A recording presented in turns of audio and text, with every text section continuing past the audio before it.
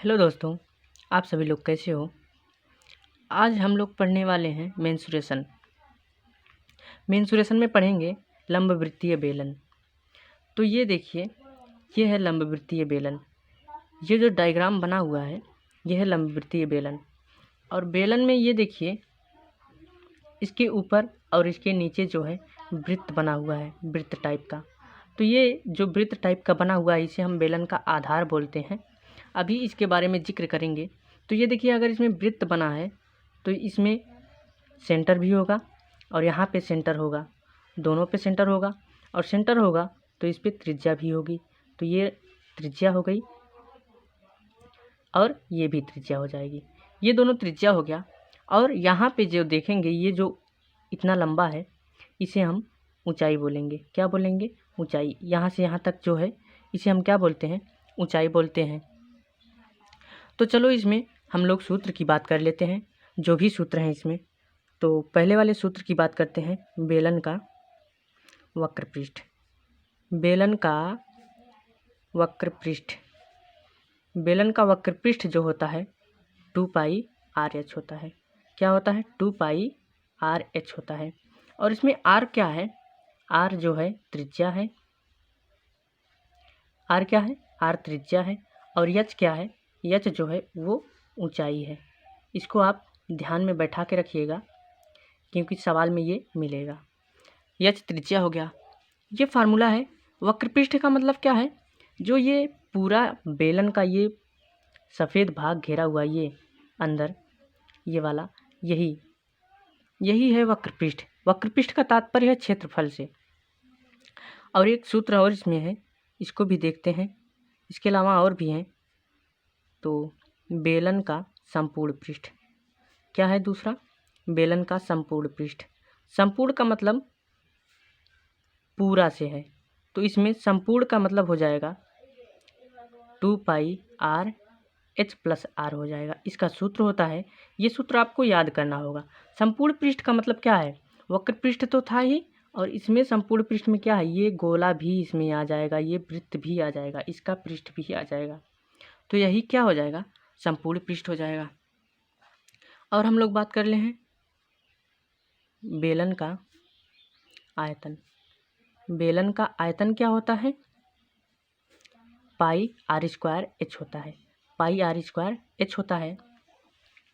और इसी प्रकार से हम इसको हिंदी में भी एक सूत्र जानते हैं, आधार का क्षेत्रफल, आधार का क्षेत्रफल और गुणा ऊंचाई। ऊंचाई को आप जानते हैं क्या कहते हैं? ऊंचाई को h कहते हैं। तो πr² क्या हो जाएगा? आधार का क्षेत्रफल हो जाएगा। जब ऊंचाई का h हो गया तो πr² बचा। πr² क्या हो गया? आधार का क्षेत्रफल हो गया। तो आधार का क्षेत्रफल, ये आधार का क्षेत्रफल मतलब इसका बात कर रहा है, वृत्त से हम समझेंगे। ये आधार का क्षेत्रफल यही है, वृत्त के क्षेत्रफल से समझेंगे। तो इसमें हम देख लेते हैं, बेलन का आधार का बात कर दिया जाए तो क्या होता है? बेलन का आधार। तो देखेंगे बेलन का आधार क्या है? जो वृत्त की तरह दिख रहा है, ये बेलन का आधार है। तो बेलन का आधार कहेंगे तो हम क्या समझेंगे? ये वृत्त समझेंगे। क्या समझेंगे? वृत्त समझेंगे। तो बेलन के आधार से दो फार्मूले निकल के आएंगे। पहला, आधार का क्षेत्रफल, आधार का क्षेत्रफल। अगर आधार का क्षेत्रफल कहेगा तो हम क्या समझेंगे? वृत्त का क्षेत्रफल। इसका कितना होता है? πr² होता है। कितना होता है? πr² होता है। तो πr² हो गया। आप यहाँ पे भी देख सकते हैं आधार का क्षेत्रफल कितना निकल के आया, πr²। और एक हम देख लेते हैं आधार की परिधि। आधार की परिधि, तो आधार की परिधि जो होता है इसे परिमाप भी कहते हैं। क्या कहते हैं? परिमाप। परिधि या परिमाप को कोई बात नहीं है, सब एक ही है, ठीक। तो इसका 2πr होता है। क्या होता है? 2πr। तो आप देखेंगे परिधि या परिमाप क्या होता है? ये जो बाहर ये दिख रहा है यही है परिधि। ये जो घेरा हुआ है यह परिधि या परिमाप है।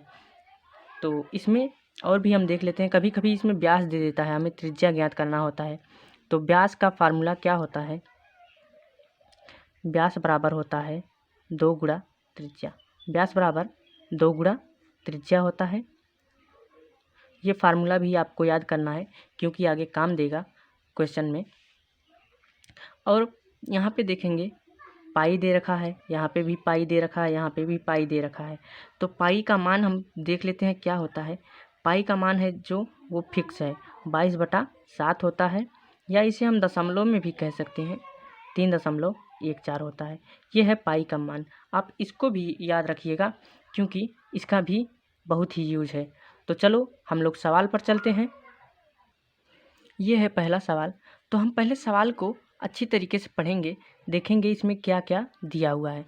तो पहले सवाल को अच्छे तरीके से हम लोग पढ़ रहे हैं। देखिए, एक बेलन के आधार का क्षेत्रफल 154 वर्ग सेमी है। फिर बेलन की ऊंचाई 10 सेमी है, तो बेलन का आयतन ज्ञात कीजिए। तो इसमें जो कहा है, जो दिया है उसको लिख लीजिए। क्या क्या दिया है? बेलन के आधार का क्षेत्रफल दिया है, तो इसे हम पहले लिख लेंगे। आधार का क्षेत्रफल कितना दिया हुआ है? आधार का क्षेत्रफल, आधार का क्षेत्रफल जो है 154 वर्ग सेमी है। कितना है? वर्ग सेमी है।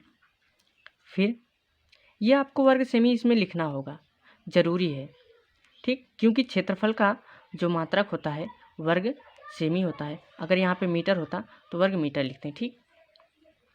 तो अब देखिए क्या दिया है? बेलन की ऊंचाई दी हुई है। क्या दी हुई है? बेलन की ऊंचाई दी हुई है। तो इसको भी लिख लेंगे हम, बेलन की ऊंचाई। बेलन की ऊंचाई कितनी दी हुई है? ऊंचाई को एच कहते हैं, ऐसे एच लिख लेंगे हम। बेलन की ऊंचाई जो है वो 10 सेमी है। कितना है? 10 सेमी। और ज्ञात करने को क्या कहा गया है इसको हम देख लेंगे। बेलन का आयतन ज्ञात कीजिए। तो इसको हम, इसका फार्मूला जानते हैं, बेलन का आयतन। बेलन का आयतन जो है हमें ज्ञात करना है, तो इसका एक हम फार्मूला जानते हैं, वो फार्मूला लगा दीजिए। हिंदी वाला फार्मूला जो हम आपको बताए हैं वो लगाइए, क्योंकि यहाँ पे देखिए आधार का क्षेत्रफल दिया है और गुणा ऊंचाई होती थी, तो सीधे हम इसका गुणा कर लेंगे। ये सूत्र होता है आधार का क्षेत्रफल, आधार का क्षेत्रफल और गुणा ऊंचाई। गुणा ऊंचाई यही होता है, फार्मूला हम आपको पीछे बताए हैं। तो अब देखेंगे आधार का क्षेत्रफल यहाँ पे कितना दिया है। देखिए आधार का क्षेत्रफल दिया है 154 दिया हुआ है। उसके बाद गुणा देखेंगे ऊंचाई एच कितनी दी हुई है? 10 सेमी। तो इसमें जब गुणा किया जाएगा 154 में 10 से गुणा किया जाएगा 1540 हो जाएगा। और देखेंगे अगर यहाँ पे आयतन है तो जो है घन सेमी लिखेंगे, घन सेमी लिखेंगे। या तो इसको एक तरीके से हम और लिख सकते हैं, या इस तरह से भी लिख देंगे तो भी गलत नहीं होगा, सेमी क्यूब भी लिख सकते हैं। तो हमें लगता है कि ये सवाल समझ में आया होगा आपको। तो चलो हम लोग अगले सवाल की तरफ चलते हैं। ये देखिए दूसरा सवाल। तो हम लोग पहले क्या करेंगे, सवाल को अच्छे तरीके से पढ़ेंगे, उसके बाद क्या दिया है उसको लिख लेंगे। तो चलिए सवाल को पढ़ते हैं। देखिए, एक लंबवृत्तीय बेलन के आधार का क्षेत्रफल 81 पाई वर्ग सेमी है। तो इसमें क्या दिया है? फिर से आधार का क्षेत्रफल दिया है, इसको हम लिख लेंगे। तो इसको ऐसे लिख लेंगे, आधार का क्षेत्रफल, आधार का क्षेत्रफल। आधार का क्षेत्रफल कितना दिया हुआ है? देखिए 81 पाई दिया हुआ है, तो इसके बराबर कितना लिख लेंगे? 81 पाई। और ये वर्ग सेमी लिखना ज़रूरी है, ठीक, वर्ग सेमी लिखना ज़रूरी है। और देखेंगे क्या दिया हुआ है, यदि उसकी ऊंचाई 14 सेमी है। फिर से यहाँ पे ऊंचाई दे दिया है। ऊंचाई कितनी दी हुई है? यहाँ पे बेलन की ही ऊंचाई दी हुई है, ठीक, क्योंकि बेलन का जिक्र किया है। तो बेलन की ऊंचाई कितनी दी हुई है? 14 सेमी है। ऊंचाई एच होता है, ये कितनी है? 14 सेमी है। तो आपको देखिए क्या ज्ञात करने को कहा गया है, उसका वक्र पृष्ठ ज्ञात कीजिए। यानी कि बेलन का वक्र पृष्ठ ज्ञात करने को कहा गया है। बेलन का वक्र पृष्ठ, आप बेलन का वक्र पृष्ठ का सूत्र जानते हैं, जो ज्ञात करने को कहा गया है उसका सूत्र लगा दीजिए। बेलन का वक्र पृष्ठ क्या होता है? 2 पाई RH होता है। अब देखिए अगर वक्र पृष्ठ ज्ञात करना है तो हमें R का मान पता होना चाहिए और H का मान पता होना चाहिए। तो आप यहाँ पे देखेंगे H का मान तो पता है, लेकिन R का मान नहीं पता है। तो हम R का मान पहले पता कर लेंगे। तो R का मान कहाँ से पता होगा? देखिए आधार का क्षेत्रफल का हम सूत्र जानते हैं, यहाँ से सूत्र लगा के R का मान पता कर लेंगे। तो ये देखिए आधार का क्षेत्रफल लगा ले रहे हैं, सूत्र इसका, आधार का क्षेत्रफल। आधार का क्षेत्रफल यहाँ पे कितना दिया हुआ है, 81 पाई दिया हुआ है। और यहाँ पे देखिए ये आधार का क्षेत्रफल जो होता है पाई आर स्क्वायर होता है, पाई इसका आर स्क्वायर होता है। फार्मूला हम आपको याद करा चुके हैं। ये 81 पाई इसके बराबर है। देखिए पाई पाई से कैंसिल हो गया, आर स्क्वायर बराबर कितना आ गया, 81 आ गया। तो आर बराबर कितना निकल के आ जाएगा, आर बराबर ये स्क्वायर इधर आएगा तो 81 हो जाएगा। अब इसका वर्गमूल निकल रहा है तो आर बराबर कितना 9, 81 का वर्गमूल 9 होता है। ये सेमी में होगा, ठीक, ये सेमी में होगा। आर बराबर कितना निकल के आएगा, 9 सेमी। अब देखिए हमें आर का मान पता चल गया और एच का मान पता चल गया। तो हम क्या करेंगे, अब सीधे इस फार्मूले में जो है मान रख लेंगे। तो 2 गुणा पाई का मान आप जानते हैं 22 बटा कितना होता है, 22 बटा 7 होता है, गुणा आर का मान हम लोग 9 ज्ञात किए हैं और एच का मान दिया है इसमें 14 दिया है। तो इसको काट दीजिए, देखिए 7 से कट रहा है, 7 दूनी 14 हो रहा है। तो जो बचा है उसको उतार लीजिए, 22 का गुणा 2 में करेंगे 22 दूना 44 हो जाएगा, गुणा 9 का गुणा 2 में करेंगे 9 दूनी 18 हो जाएगा। अब इसका गुणा कर लेंगे वही उत्तर हो जाएगा। तो 18 चौके 72 के 2 हो जाएगा, हासिल 7 हो जाएगा। फिर 18 चौके 72 7 79 हो जाएगा। ये हो गया आंसर। लेकिन आप एक चीज़ ध्यान दीजिएगा, यहाँ पर वक्रपृष्ठ पूछा गया है तो यहाँ पे क्या होना चाहिए, सेमी स्क्वायर होना चाहिए, ठीक। सेमी स्क्वायर लिखो या तो लिखो वर्ग सेमी, एक ही बात है, ठीक। कहीं कहीं ये चीज़ें दी हुई होती हैं, ठीक। तो हमें लगता है कि ये सवाल आपको समझ में आया होगा। चलो हम लोग अगले सवाल की तरफ चलते हैं। ये देखिए तीसरा सवाल है। तो तीसरे सवाल को भी हम लोग ऐसे लगाएंगे जिस प्रकार से लगाते आए हैं। पर ये पहले सवाल को अच्छे तरीके से पढ़ लीजिए, जो दिया है उसको लिख लीजिए, ठीक। तो आप सवाल को पढ़िए।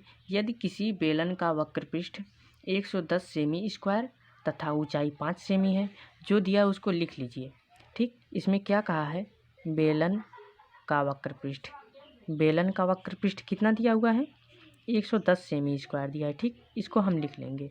तो क्या दिया हुआ, 110 सेमी स्क्वायर, ठीक। इसको लिख लिए। फिर और देखेंगे क्या दिया हुआ, ये तो हम लिख चुके। फिर और देखेंगे ऊंचाई दिया हुआ, यहाँ पे ऊंचाई बेलन का ही दिया है, ठीक, क्योंकि बेलन का ही जिक्र किया जा रहा है इसमें। तो बेलन की ऊंचाई जो है, ऊंचाई को एच कहते हैं। ऊंचाई कितनी दी हुई है, 5 सेमी दी हुई है, इसको भी लिख लेंगे हम। फिर क्या करेंगे, देखेंगे क्या पूछा है। तो बेलन की त्रिज्या ज्ञात कीजिए, यानी कि आर का मान पूछा है। बेलन की त्रिज्या और हम त्रिज्या को क्या कहते हैं, आर कहते हैं। यही हमें ज्ञात करना है, ठीक, यही ज्ञात करना है। अब आप सोचेंगे हम इसमें कौन सा सूत्र लगाएंगे। तो आप जिन सूत्रों में से याद किए हैं उसमें देखिए कोई दिख रहा है तो वही सूत्र लगा दीजिए। अब देखिए बेलन का वक्रपृष्ठ याद किए हैं ना, तो इसी का फार्मूला लगा दीजिए। बेलन का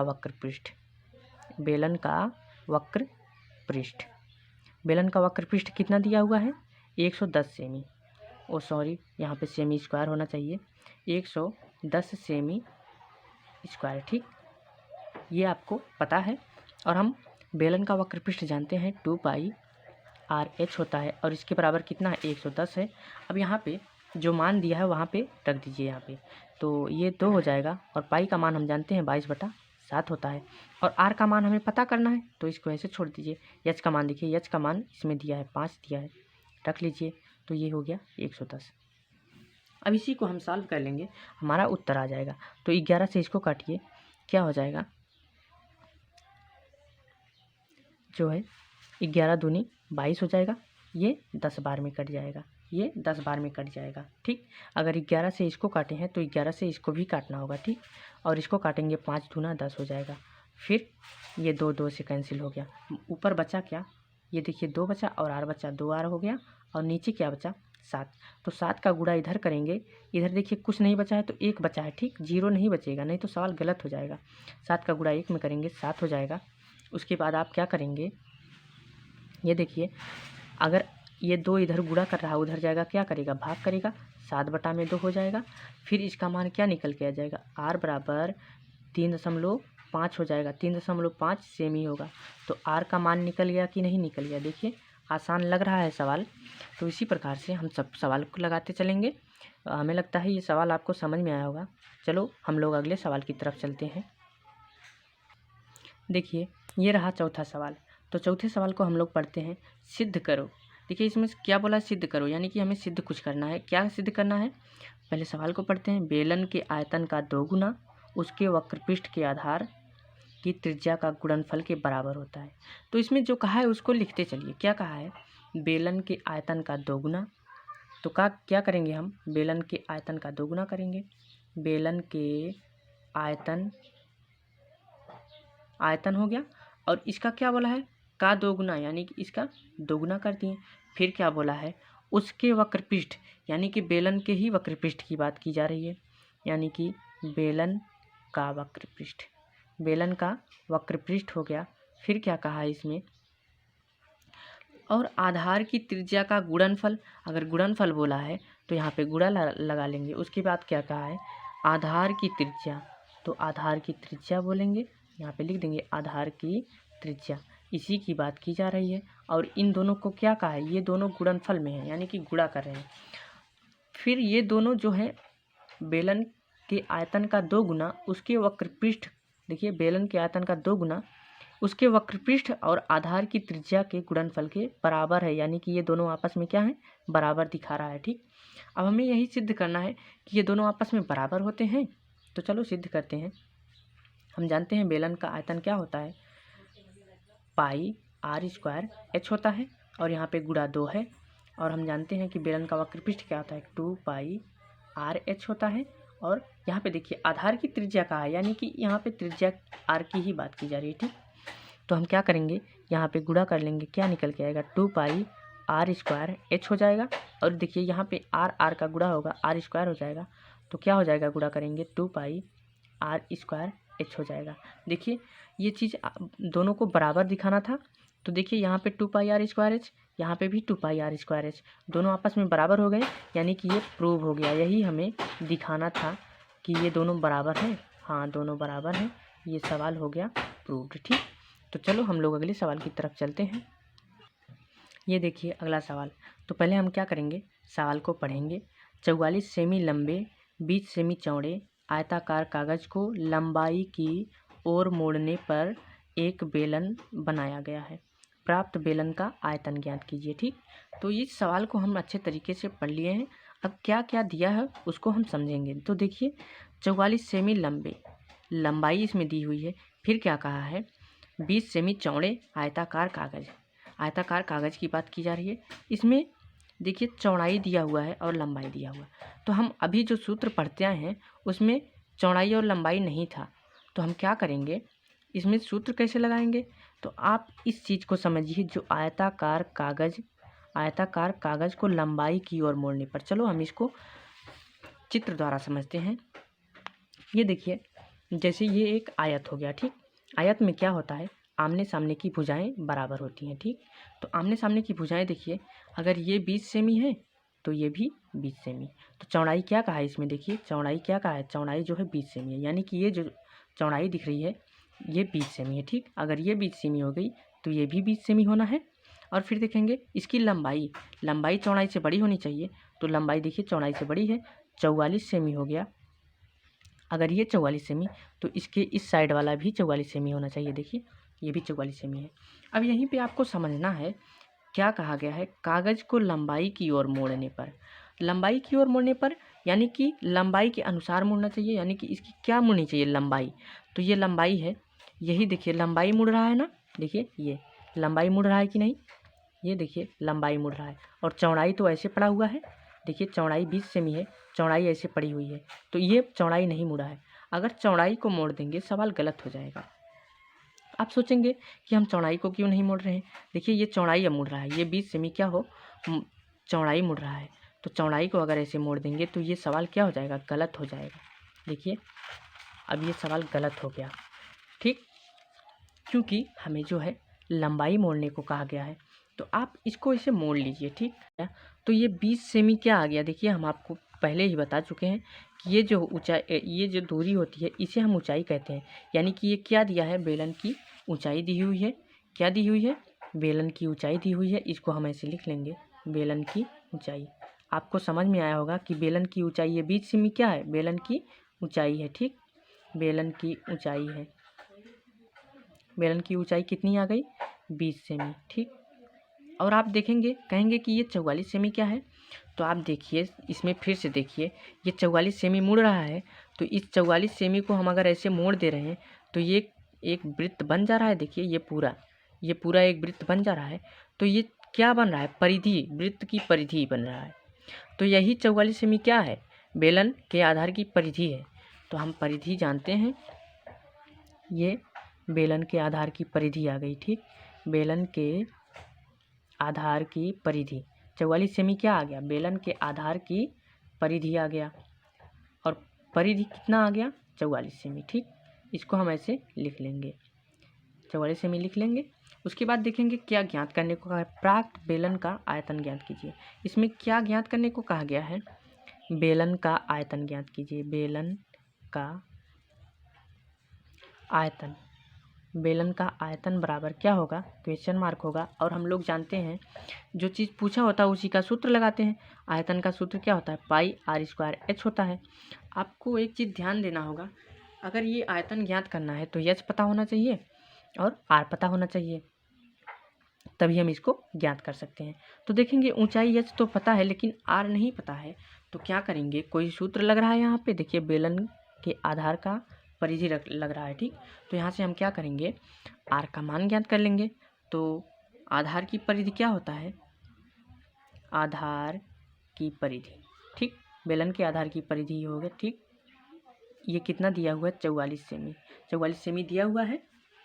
और हम आधार की परिधि जानते हैं कितना होता है, 2 पाई आर होता है, 2 पाई आर होता है। और ये 44 इधर हो जाएगा। ये देखिए इसका हम मान रख लेंगे। ठीक, ये 2 हो जाएगा गुणा, पाई का मान 22/7 हो जाएगा।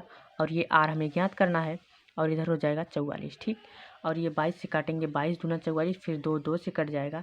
इसका मतलब क्या आ गया, आर बराबर 7 सेमी आ गया। अब हमें आर का मान भी पता चल गया और एच का मान भी पता चल गया। तो हम क्या करेंगे, इसमें अपना मान पुट कर लेंगे और सवाल का आंसर आ जाएगा। तो चलिए इसमें मान रखते हैं, पाई का मान होता है 22/7 होता है, और आर का मान हम ज्ञात किए हैं, देखिए 7 ज्ञात किए हैं। और यहाँ पे आर स्क्वायर है, तो इसका मतलब आर 2 बार है, तो 7 को भी 2 बार लिख लेंगे। और गुणा में एच है, और एच कितना है 20, ऐसे 20 लिख लेंगे। ठीक, ये देखिए 7 से कैंसिल हो जा रहा है, और इसका जो बचा है इसको हम ऐसे लिख लेंगे गुणा। और इसका गुणा कर लीजिए, देखिए 20 में 7 का गुणा करेंगे 140 हो जाएगा। ठीक, 140 हो गया। अब इसका गुणा कर लेंगे, 14 दूना 28 के 8 हो जाएगा, हासिल 2, 14 दूना 28, 2 30 हो जाएगा, और एक 0 पहले से है। ठीक, और हम क्या करेंगे, देखेंगे ये आयतन आ गया हमारा, क्या आ गया, बेलन का आयतन कितना आ गया, 380 आ गया। अगर आयतन है तो यहाँ पे क्या होना चाहिए, सेमी क्यूब होना चाहिए या घन सेमी होना चाहिए, तो हम सेमी क्यूब लिख दे रहे हैं। ये हो गया आपका आंसर।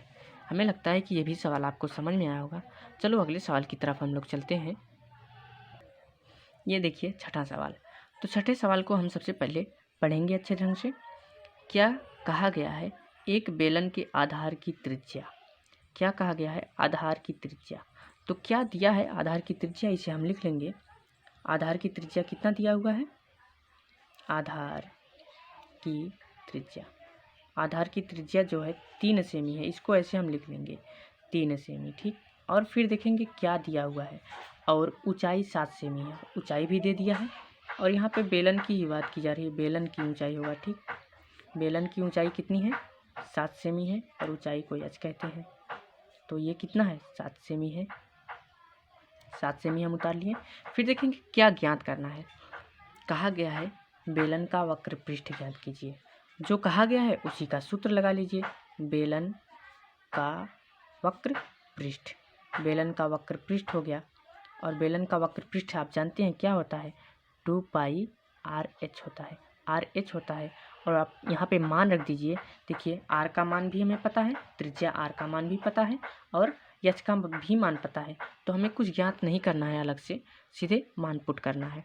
तो यहाँ पे मान रख दीजिए 2 गुणा 22, ये 22/7 हो जाएगा पाई का मान।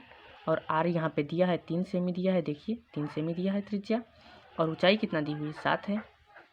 तो इसको यहाँ देखेंगे कट जाएगा, ये देखिए 22 दूना 44 हो जाएगा, और गुणा 3 है, इसी का गुणा कर लेंगे, जो आएगा वही आंसर होगा हमारा। तो 3 चौके 12 के 2 हासिल 1 हो जाएगा, 3 चौके 12 1 13 हो जाएगा। देखिए ये 132 आ गया, यही आंसर है। लेकिन यहाँ पे वक्रपृष्ठ है तो यहाँ पे सेमी स्क्वायर होना चाहिए। ठीक, यहाँ पे सेमी स्क्वायर होना चाहिए। अगर यहाँ पे देखेंगे सेमी सेमी है तो यहाँ पे भी सेमी होना चाहिए। अगर ये सब मीटर में होता तो हम इसको क्या करते हैं, मीटर में लिख लेते हैं, मीटर स्क्वायर लिख लेते हैं।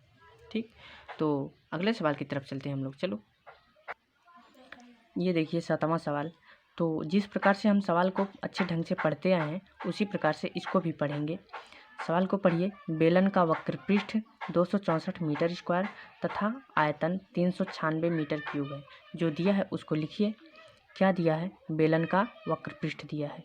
देखिए यहाँ पे क्या दिया है, बेलन का वक्र पृष्ठ दिया है, तो इसको लिख लीजिए। बेलन का वक्र पृष्ठ, बेलन का वक्र पृष्ठ कितना दिया हुआ है, 264 मीटर स्क्वायर दिया है, तो इसको हम लिख लिए। और हम जानते हैं बेलन का वक्र पृष्ठ कितना होता है, 2πr/h होता है। इसके बराबर कितना हो जाएगा, 264 मीटर स्क्वायर हो जाएगा। ठीक, और देखेंगे क्या दिया हुआ है, आयतन 396 मीटर क्यूब दिया है। इसका मतलब बेलन का ही आयतन दिया है। ठीक, तो हम बेलन के आयतन से ही समझेंगे। यहाँ पे क्या दिया है, बेलन का आयतन, बेलन का आयतन कितना दिया हुआ है, 396 मीटर क्यूब दिया है।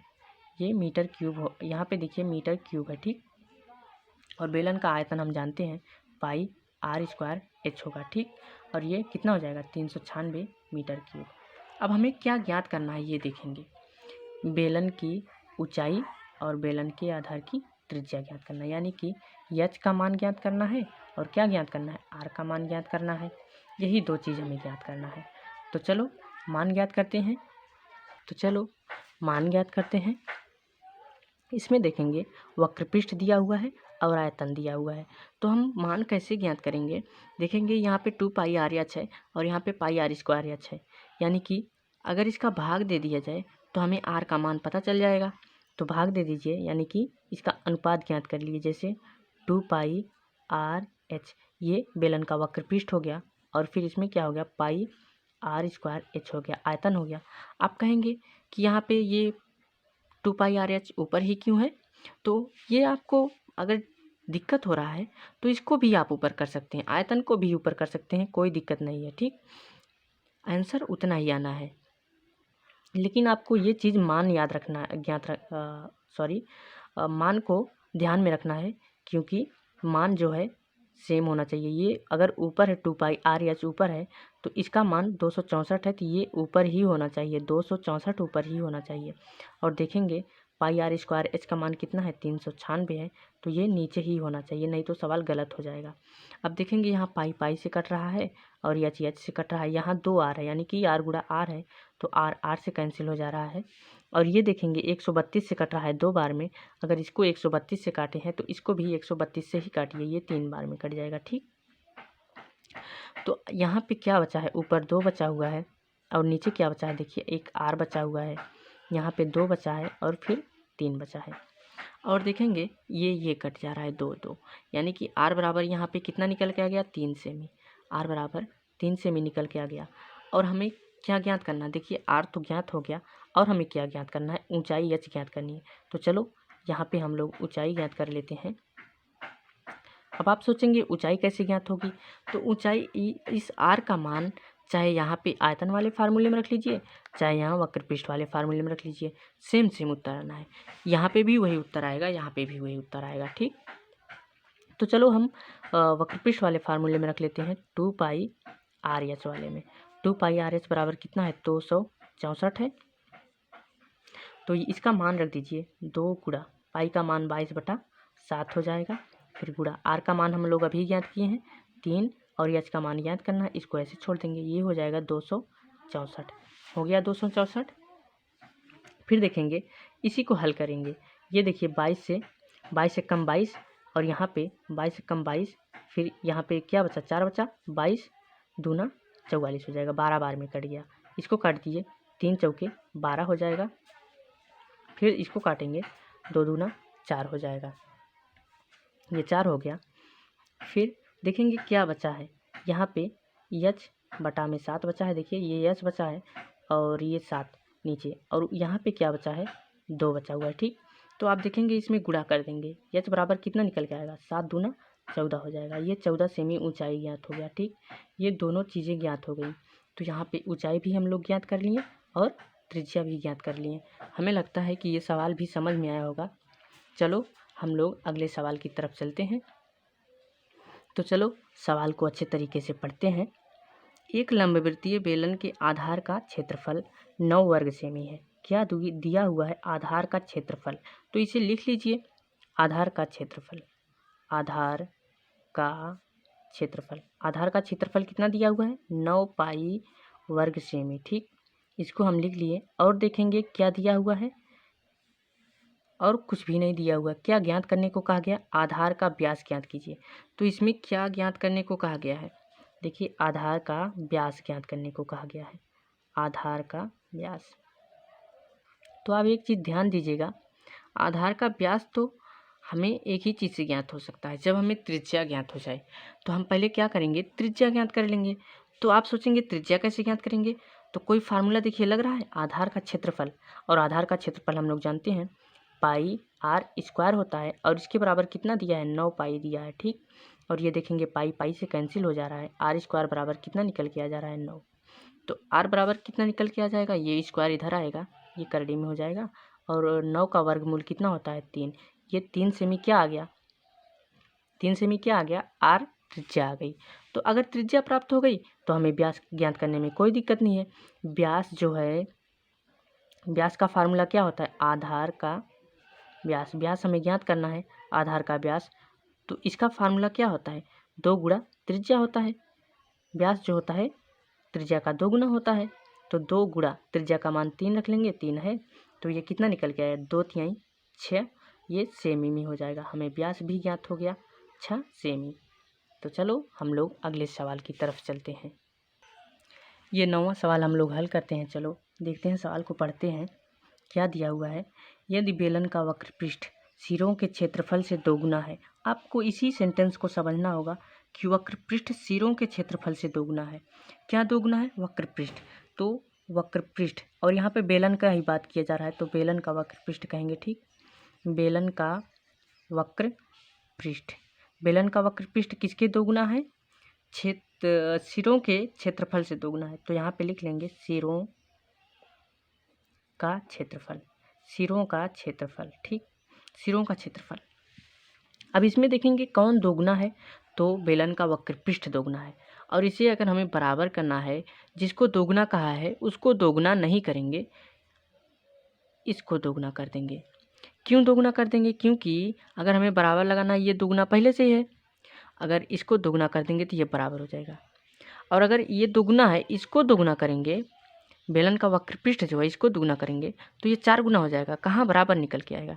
इसीलिए अगर हमें बराबर लगाना है, जिसको 2 गुना कहेगा उस पर नहीं लगाएंगे, दूसरे पक्ष पर लगा देंगे। ठीक, तो चलो आप जानते हैं बेलन का वक्र पृष्ठ क्या होता है? 2 पाई आर एच होता है। अब यहाँ पे देखिए सिरों का क्षेत्रफल, जैसे हम ये बेलन बना दे रहे हैं, ये बेलन। ठीक, तो यहाँ पे सिरों का क्षेत्रफल कहा है, यानी कि इसका भी क्षेत्रफल कहा है और ये इसका भी क्षेत्रफल कहा है, ये दोनों का। तो इसमें वृत्त बन रहा है, वृत्त का क्षेत्रफल क्या होता है?